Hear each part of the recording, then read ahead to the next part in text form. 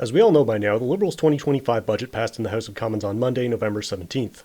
Despite the Conservatives, Bloc Québécois, and NDP officially saying they opposed the budget, it passed by a vote of 170 to 168. Elizabeth May of the Green Party voted in favour of the budget, and there were 5 MPs who didn't vote. 2 from the NDP, Gord Johns and Laurie Idlout, 2 from the Conservatives, Matt Genereux and Shannon Stubbs, and Francis Scarpaleggia from the Liberals, who was Speaker of the House and would only vote in order to break a tie.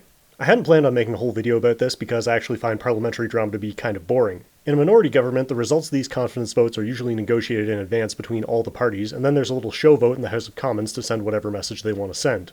This video isn't meant to accuse any specific party of theatrics because, frankly, they all do it, and they all obviously knew what the outcome of this particular vote was going to be ahead of time.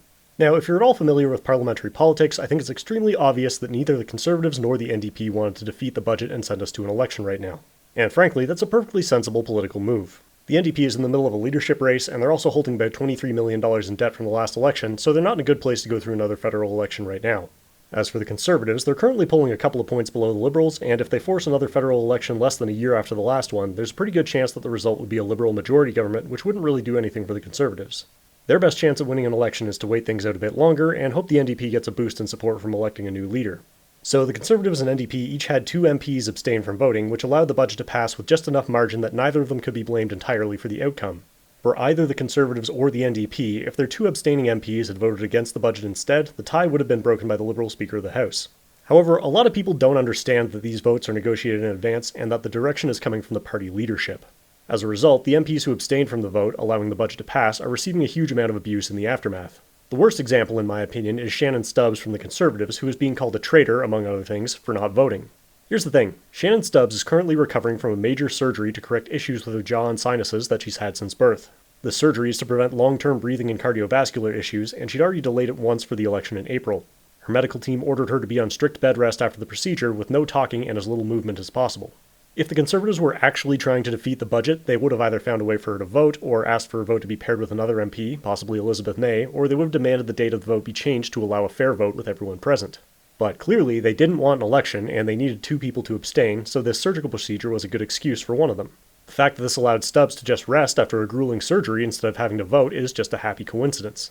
So, against my better judgment, I'm going to get into a lengthy discussion of exactly how this vote went down, how we know it was absolutely supposed to go down this way, and talk about some of the political intrigue, including 2 Conservative MPs who may or may not have been hiding behind a curtain during the vote.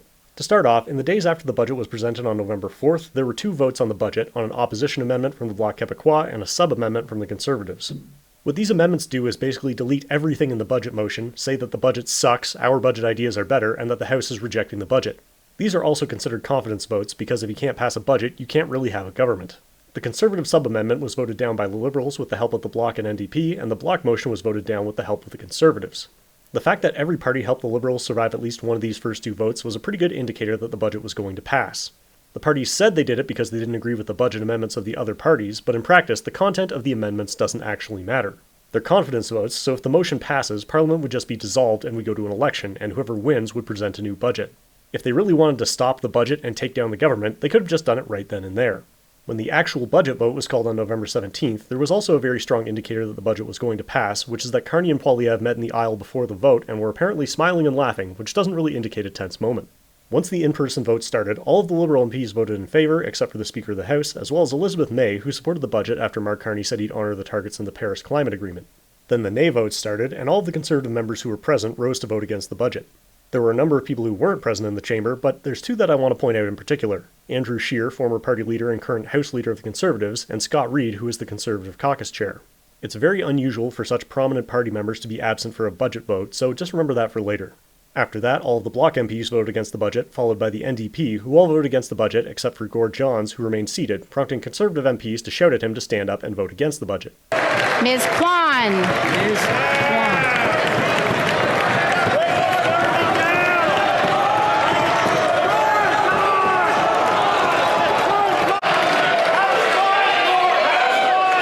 Keep in mind, we pay each of these people hundreds of thousands of dollars a year to do this job.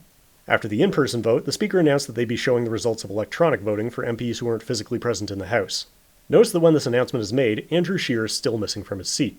Now, while this is happening, the chamber is off camera as the electronic votes roll in. We see that Laurie Idlout of the NDP has decided to abstain from the vote, which is the second abstention from the NDP, meaning that mathematically, we know the budget is going to pass. We also see some Conservative members still missing. Matt Jenneru, who announced earlier this month that he'll be resigning from Parliament but is still currently an MP, and Shannon Stubbs, who is recovering from surgery.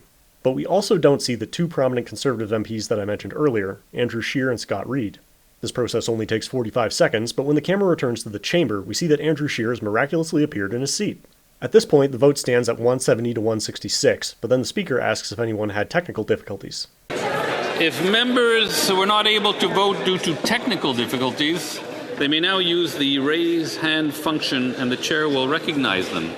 Andrew Scheer decides to use his analog version of the raise hand function and says he had technical difficulties and wanted to vote no, followed by the same statement by Scott Reid. The Honourable Official Opposition House Leader has a point. Yes, Mr. Speaker, I had technical difficulty. I would like to vote no.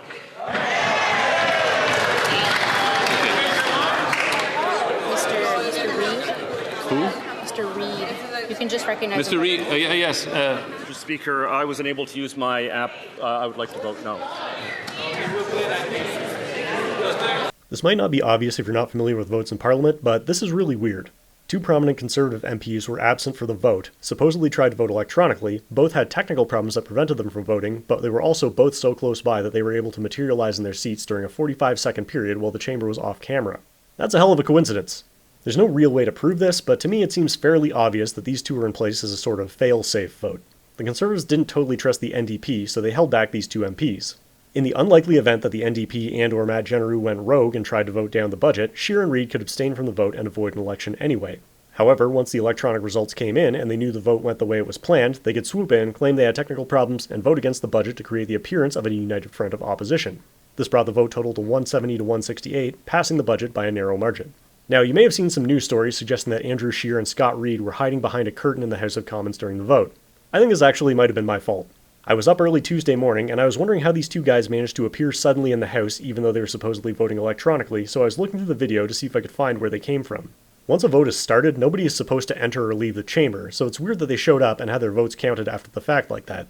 When I was looking at the footage of the vote, I noticed that behind the Conservative benches, there seemed to be a couple of people standing behind a curtain in the same column where Andrew Scheer sits. This curtain is also only a few steps away from the door to the opposition lobbies, which are basically offices attached to the chamber so MPs can come in and out for votes and debates as needed. If their plan was to act as a failsafe, it would make perfect sense to wait in the lobby, then come out and stand behind the curtain until the electronic voting, then hustle back to their seats while the chamber was off camera. This is also a secure area where not many people are allowed, especially during a vote, so there's not a lot of people that it could be. I made a couple of posts about it, and it blew up on Twitter pretty quickly. However, after reviewing the surrounding footage to see if I could find when they went to their seats, I realized I couldn't rule out the possibility that the people behind the curtain were these two photographers. I'm not sure why they'd be taking photos from behind the Conservative benches while the Conservatives were voting, but it is a possibility. Still, it's fun to imagine that it was Scheer and Reid hanging out back there watching the vote like a couple of little church mice. So I deleted my post about it and replaced it with one about photographers. The thing is, whether or not they were hiding behind the curtains doesn't really matter, it's just kind of funny if they were, because it's a bit silly. The more important thing is that those late votes are just another indicator that the Conservatives were in fact allowing the budget to pass because they wanted to avoid an election at this exact moment. In terms of the official explanation, Scheer's chief of staff said that he wasn't present for the in-person vote because he was attending a subcommittee meeting. However, the vote was at 6:45 and that meeting was scheduled to end at 6, and when I looked at the video, they actually wrapped up at 5:30, meaning he had over an hour to get to the chamber before the vote. The explanation for that was basically, hey, he was busy doing something. As for Reid, his office declined to comment entirely. Personally, I don't buy the official explanation. If the Conservatives were actually trying to defeat the budget, there's no way in hell the House Leader and the caucus chair would have been anywhere other than the chamber for that vote, especially if they were already in the building. It's also exceedingly unlikely that they would both simultaneously have technical problems with the voting app, and both manage to get to their seats while the chamber was off camera for less than a minute. To me, that seems like a deliberate tactical move, and I don't think there's a realistic chance that the actual explanation is, well, my phone was being weird, and I couldn't get to the vote in time because I had football practice. It also makes perfect sense to pick these two guys to act as a failsafe. They're both longtime party loyalists, and they're both past the pinnacle of their political careers. Reid has been a Conservative MP for 25 years, mostly as a backbencher, and at 61 years old, he's probably getting ready to retire anyway. Scheer used to be the leader of the Conservative Party, and now he's the House Leader, and mainly plays a support role for Pierre Poilievre. In the very unlikely event that they needed to abstain and somehow ruin their reputation, they could just move on to consulting roles within the party and just keep doing mostly the same work, but turn the MP roles over to new people. So basically, the upshot of all this is that the parties pretty obviously agreed that the budget would be passing for now in order to avoid an election, which, to be honest, is probably the best political move available to the Conservatives and NDP right now. However, they also wanted to make a big show of publicly opposing the budget, and the very close vote indicates that although the government is very close to a majority, they're still on thin ice, and we could be going to an election at pretty much any time if the political winds shift just a bit. Anyway, that's all for this video, but hopefully this gives you some insight into how these votes actually work, and will maybe dissuade one or two people from leaving abusive comments for MPs who really had nothing to do with the decision. As always, thanks for watching, and I'll see you next time. And as a little bonus for watching to the end, here's a couple of funny moments from the beginning and end of that subcommittee meeting Andrew Scheer was at, because the middle part was not funny at all. I would now like to welcome our witnesses. Madame Rosemary Issan by video conference. An opening statement for a period of 5 minutes, and I would like to start with Madame Rosemary Issan. You're welcome. The floor is you. Thanks a lot. Hopefully things will be better in Nigeria. Thank you for your presence. And now we suspend for...